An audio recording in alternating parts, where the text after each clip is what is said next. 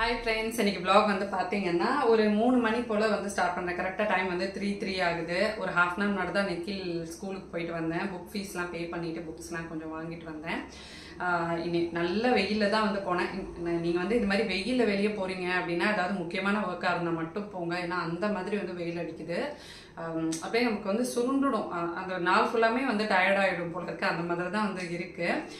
ரொம்ப முக்கியமான வேலையாக இருந்தால் மட்டும் போங்க, இல்லைன்னா வந்து ஸ்கிப் பண்ணிக்கோங்க. இன்கேஸ் நீங்கள் போறீங்கன்னா கண்டிப்பாக வந்து சன்ஸ்கிரீன் போட்டுக்கோங்க. நான் யூஸ் பண்ணுற சன்ஸ்கிரீன் நான் உங்களுக்கு வந்து சொல்கிறேன்.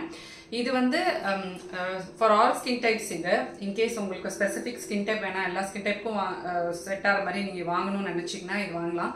டாக்டர் ஷீத்தோடது ரொம்ப நல்லா இருக்கு. இதை பற்றி நான் ஆல்ரெடி வந்து சொல்லியிருந்தேன். எனக்கு வந்து கொஞ்சம் ட்ரை ஸ்கின்க்கு வேணும்னு சொல்லிட்டு நான் haldi and hyaluronic acid use பண்ணுறேன். பார்த்தீங்கன்னா தெரியும், இது கொஞ்சம் ஃபுல்லாக இருக்கும். இது வந்து ஆல்மோஸ்ட் முடிஞ்சிடுச்சு. இன்னும் இவ்வளோதான் வந்து இருக்கு.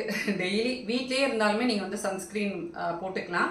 இது வந்து பார்த்தீங்கன்னா ஃபார் ஆல் ஸ்கின் டைப்ஸ் என் ஹஸ்பண்ட்க்கு வந்து கொடுத்துருக்கேன். கண்டிப்பாக சன்ஸ்கிரீன் வந்து போட்டு போங்க. இது வந்து உங்களுக்கு UVA, UVB, அப்புறமா வந்து ப்ளூ லைட் ப்ரொடெக்ஷனும் வந்து போட்டிருக்கு. அது என்னன்னு எனக்கு தெரியல. பட் இது வந்து டெர்மட்டாலஜிக்கலி டெஸ்டட் தான். ரொம்ப நல்லா இருக்கும். கொஞ்சம் உங்களுக்கு கொஞ்சம் ட்ரை ஸ்கின்னாக இருக்குது அப்படின்னா அந்த ஹைலரானிக் ஆசிட் இருக்கிறது யூஸ் பண்ணுறப்போ உங்களுக்கு கொஞ்சம் நல்லா வந்து மாய்ஸ்சர் கொடுக்கும். இதோட லிங்க்ஸ் நான் உங்களுக்கு டிஸ்கிரிப்ஷனில் கொடுக்குறேன். இந்த ட்ரெஸ் தான் நான் வந்து போட்டு போயிருந்தேன்.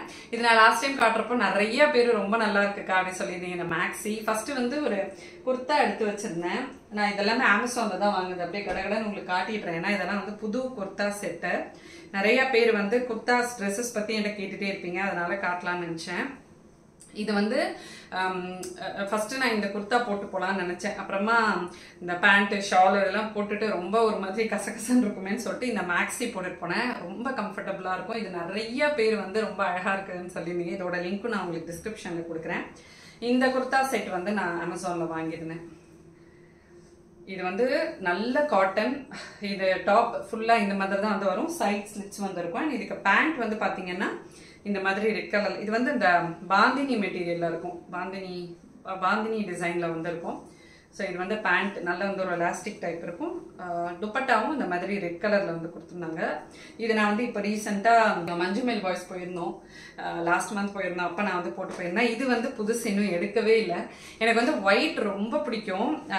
ஒயிட்னா எல்லா ஒயிட்டும் பிடிக்காதா, இல்லை சில டிசைன் ஸ்பெசிஃபிக்காக நான் பார்ப்பேன். அதில் எனக்கு ரொம்ப பிடிச்ச ஒரு டிசைன் இது.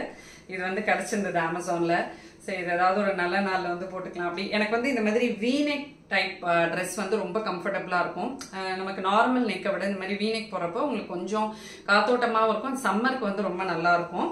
ஸோ இதுவும் வந்து பார்த்தீங்கன்னா நல்ல காட்டன், இந்த மாதிரி ஃப்ளாரல் டிசைன் வந்து கொடுத்துருக்காங்க. சூப்பராக வந்து இருக்கு. இதோட பிராண்ட் வந்து பார்த்தீங்கன்னா கிளாசியான்னு போட்டிருக்கு.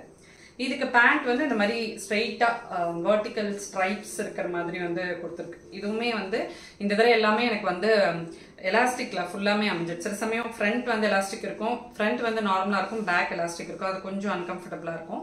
இந்த மாதிரி ஃபுல் எலாஸ்டிக் இருந்தால் உங்களுக்கு ரொம்பவே கம்ஃபர்டபுளா இருக்கும். இது வந்து ஒரு ஆங்கிள் லென்த் பேண்ட் மாதிரி, கொஞ்சம் நைட் பேண்ட் மாதிரியும் வந்து இருக்கு. இதுக்கு வந்து துப்பட்டா இன்னுமே சாஃப்டா இருக்குது.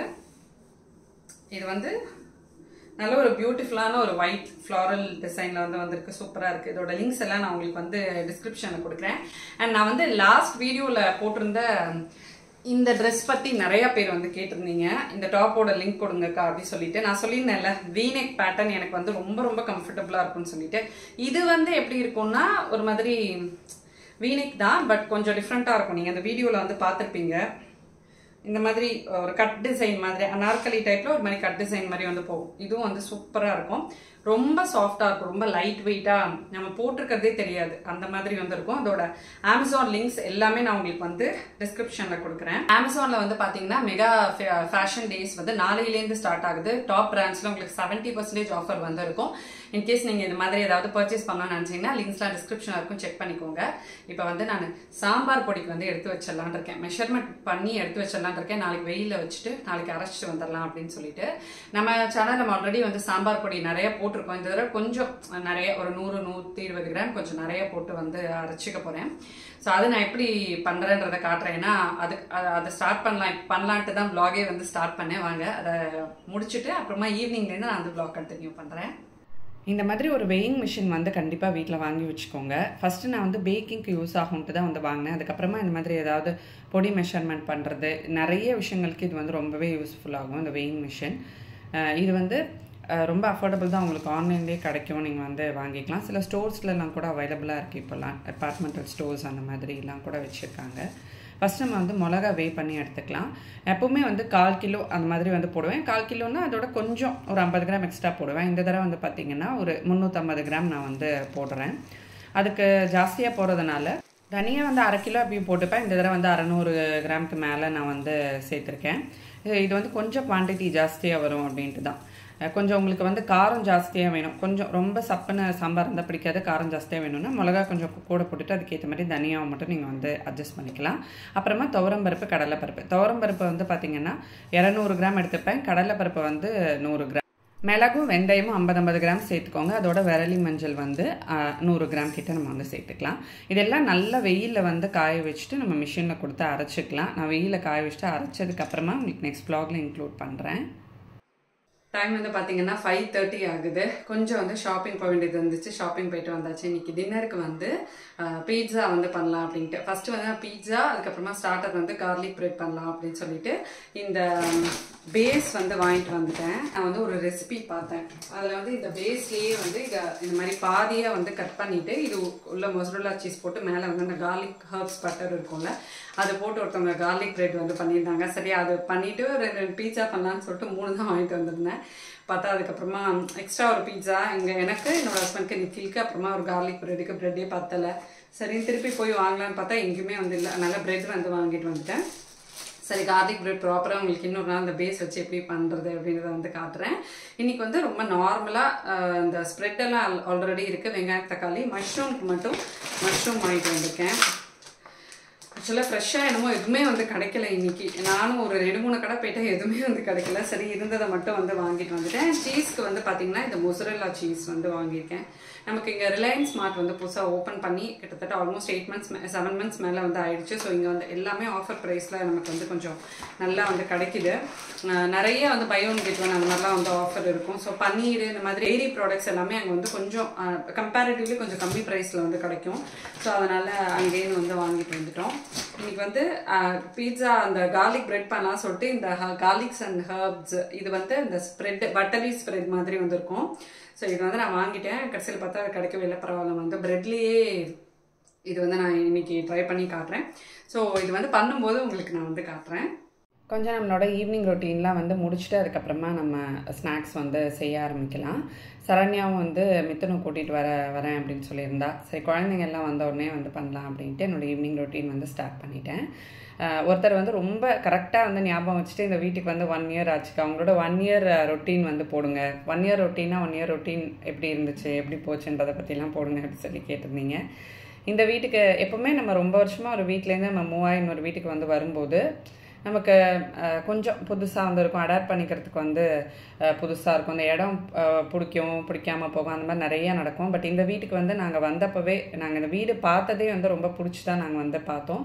பிகாஸ் நம்ம குழந்தைக்காக தான் மெயினாக இந்த வீடு மாறினதே. அவனுக்கு ஸ்கூலுக்கு இது ரொம்ப பக்கத்தில் இருக்கும். இன்னொன்று என்னென்னா இண்டிவிஜுவல் ஹவுஸில் நாங்கள் இருந்ததை விட இங்கே ஃப்ளாட்ஸ் பேஸில் வந்து இருக்கிறப்ப அவன் வந்து ரொம்ப என்ஜாய் பண்ணுறான். ஈவினிங் வந்து அவனுக்கு ரொம்ப ரொம்ப என்கேஜிங்காக போகுது. நிறையா பசங்க ஃபிசிக்கலாக குழந்தைங்கள வந்து இங்கே நம்ம வந்து ஆக்டிவாக வச்சுக்கணும். கேட்ஜெட்ஸில் வந்து டைம் ஸ்பெண்ட் பண்ணுறது எல்லாமே குறைஞ்சிருக்கு. அதுவே எங்களுக்கு வந்து ஒரு பெரிய ஒரு ஹாப்பினஸ் தான். அதுக்கப்புறம் இங்கே வந்து பார்த்திங்கன்னா பெரியவங்களுக்கும் எங்கள் வீட்டில் மாமனார் மாமியாருக்கும் வாக்கிங்கு, வெளியே கொஞ்சம் ஈவினிங் நடக்கிறதுக்கு ஸ்பேஸ்ன்னு சொல்லிட்டு ரொம்பவே நல்லா இருக்குது. எப்போவுமே நம்ம வந்து ஒரு வீட்டுக்கு போன உடனே அங்கே வந்து நம்ம நிறைய சுபகாரியங்கள் பண்ணாலே அந்த வீடு வந்து நமக்கு ரொம்ப ரொம்ப ராசியான வீடு அப்படின்னு நம்ம வந்து சொல்லிப்போம். அந்த மாதிரி எங்களுக்கு இந்த வீட்டுக்கு வந்து தான் அந்த வீடோட கிரகப்பிரவேசம் நாங்கள் வந்து பண்ணோம். அதுக்கப்புறமா நிக்கில் குட்டியோட பூனல், அப்புறம் என்னோட மாமனார் மாமியாரோட 70ன்னு சொல்லிட்டு நிறைய நல்ல விஷயங்கள் வந்து இந்த ஒரு வருஷத்துக்குள்ளேயே நிறைய வந்து நடந்துருச்சு. நம்ம சொந்த வீட்டில் இருந்தாலும் சரி, வாடகை வீட்டில் இருந்தாலும் சரி, அந்த பீஸ்ஃபுல்லான ஒரு லைஃப்ன்றது வந்து பார்த்திங்கன்னா வேறு யார் கையிலுமே இல்லை, நம்ம கையில் தான் இருக்குது. லைஃப்பை வந்து எந்தெந்த அளவுக்கு ரொம்ப வந்து காம்ப்ளிகேட் பண்ணாமல், அந்த ரிலேஷன்ஷிப்ஸ்குள்ளே வந்து ரொம்ப பெருசாக அதை வந்து முகம் சொலிக்கிற மாதிரி நடந்துக்காமல் நம்ம வந்து லைஃப்பை ஒரு அமைதியாக பீஸ்ஃபுல்லாக கொஞ்சம் அட்ஜஸ்ட் பண்ணிவிட்டு நல்லபடியாக எடுத்துகிட்டு போனால் நம்ம எந்த வீட்டில் இருந்தாலுமே நமக்கு வந்து அது நல்லபடியாக அமையும், பாசிட்டிவாக வந்து அமையும். இந்த எக்ஸ்பீரியன்ஸ் பற்றி ஷேர் பண்ண சொல்லி ஒருத்தவங்க வந்து கேட்டிருந்தாங்க. சரி, அதை பற்றி சொல்லலாம் அப்படின்ட்டு தான். நம்ம வாங்கிட்டு வந்த திங்ஸ் எல்லாத்தையும் நம்ம வந்து ஒரு பக்கமாக எடுத்து வச்சிடலாம். நிறைய வந்து வேலைகள் இருக்குது. தனித்தனியாக கொஞ்சம் வெஜிடபிள்ஸ் எல்லாம் வந்து ஸ்டிர் ஃப்ரை மாதிரி சாட்டே பண்ணி எடுத்து வச்சுக்கணும், பீட்சா நம்ம மேலே வந்து போடுறதுக்கு. எங்களுக்கு வந்து பார்த்திங்கன்னா அந்த பீட்சா சாப்பிட்டாலே ஃபுல்லாகிடும்.